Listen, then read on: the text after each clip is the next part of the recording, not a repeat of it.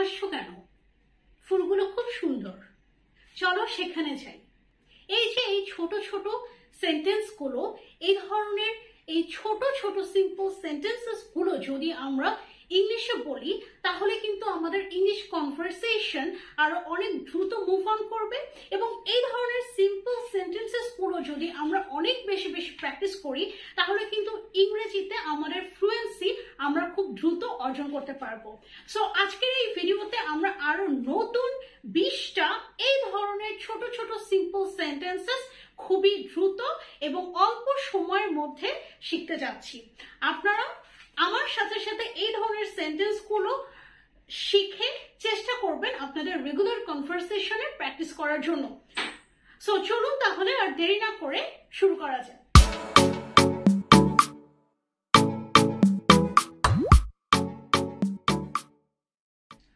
So number 1, ফুলগুলো খুব সুন্দর।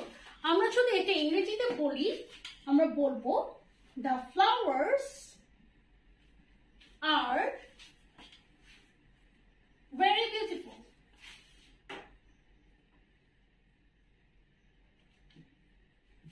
ফুলগুলো খুব সুন্দর। নাম্বার 2, তাদের আসতে আরো সময় লাগবে। আমরা যদি কারোর জন্য অপেক্ষা করতে থাকি এবং যদি কেউ আমাদেরকে বলে যে তাদের আসতে খুব সময় লাগবে, অথবা কেউ যদি আমাদেরকে জিজ্ঞেস করে যে তারা কখন আসবে, তখন কিন্তু আমরা উত্তর দেই যে তাদের আসতে আরো সময় লাগবে। So in English we will say they will need some more time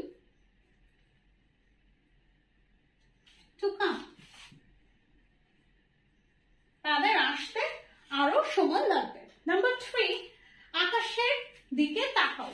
so অনেক সময় দেখা যায় যে শরৎকালে আকাশ কিন্তু খুব পরিষ্কার থাকে, বা আকাশের যদি অনেক সুন্দর কোনো পাখি উড়ে যায়, তখন কিন্তু আমরা বলি যে আকাশের দিকে তাকাও।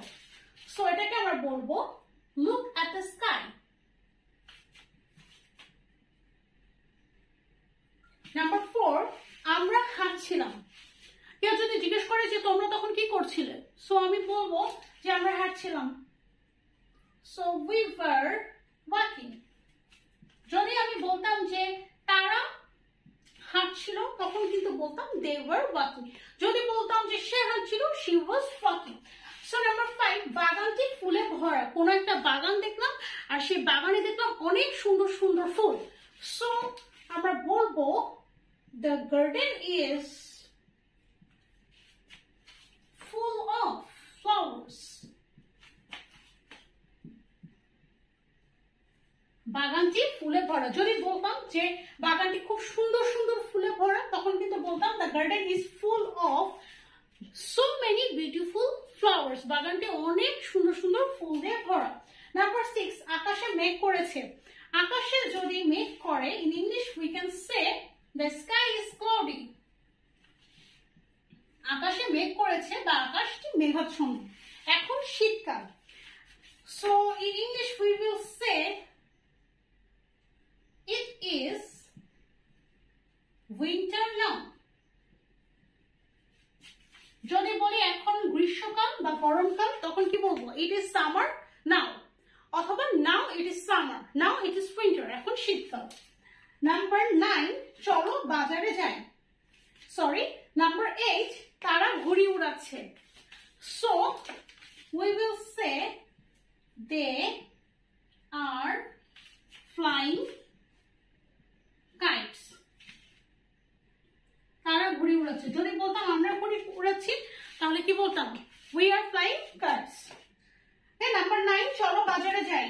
in English we will say it let us go to market. চলো বাজারে যাই। যদি বলতাম যে চলো বাইরে যাই, let us go outside. যদি বলতাম যে চলো একটা সিনেমা দেখে আসি, তাহলে বলতাম কি? let us go for a movie. Number 10, তুমি হাসছো কেন? কাউকে আমি হঠাৎই হাসতে দেখলাম, সো আমার কিন্তু জানার ইচ্ছা হতেই পারে যে সে কেন হাসছে। So I will ask in English, why are you laughing?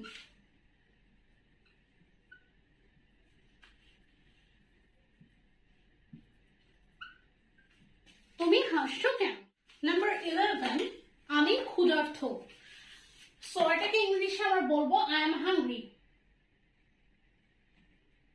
যদি বলতাম আমরা ক্ষুধার্ত তখন কিন্তু বলতাম উই আর হাংরি। যদি বলি তারা ক্ষুধার্ত তখন বলতাম যে দে আর হাংরি। নাম্বার 12, পাখিটি খুব দ্রুত উঠছে। কোনো পাখিকে যদি আমরা খুব দ্রুত উঠতে দেখি তখন কিন্তু আমরা বলতে পারি the bird is flying very fast. Flying very fast. Number 13, সে সাঁতার জানে না। আমরা কিন্তু অনেকেই সাঁতার জানি না। সো যদি বলি সে সাঁতার জানে না, সো বলতে পারি she does not know how to swim.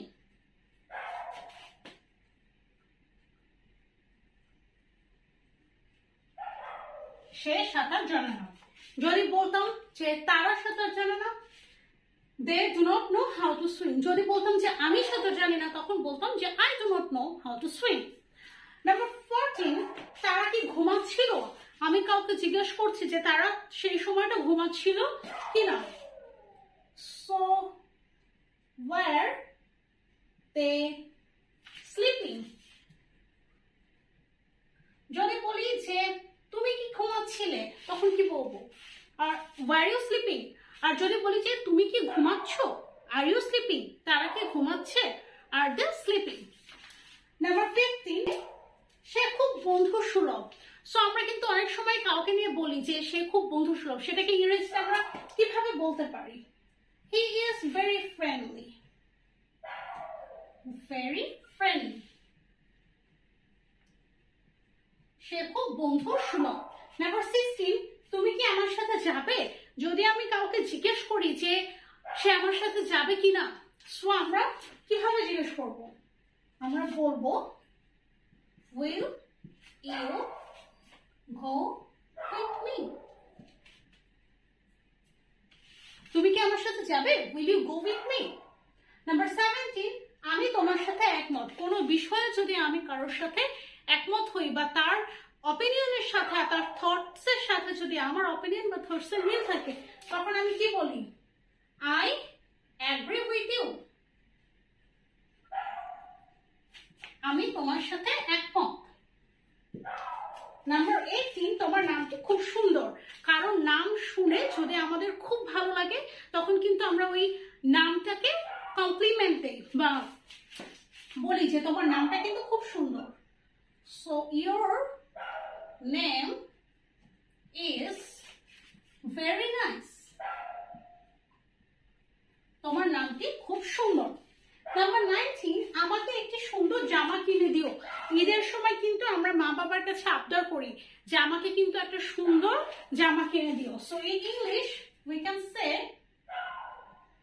please buy a beautiful dress for me.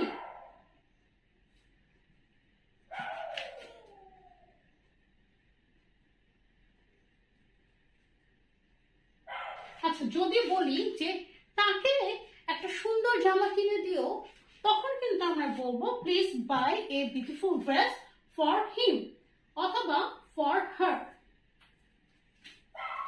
Number 20, তুমি কি গান গাইতে পারো? কাউকে যদি জিজ্ঞেস করি যে আপনি কি গান গাইতে পারেন বা তুমি কি গান গাইতে পারো, সো তখন আমি বলবো ক্যান ইউ সিং?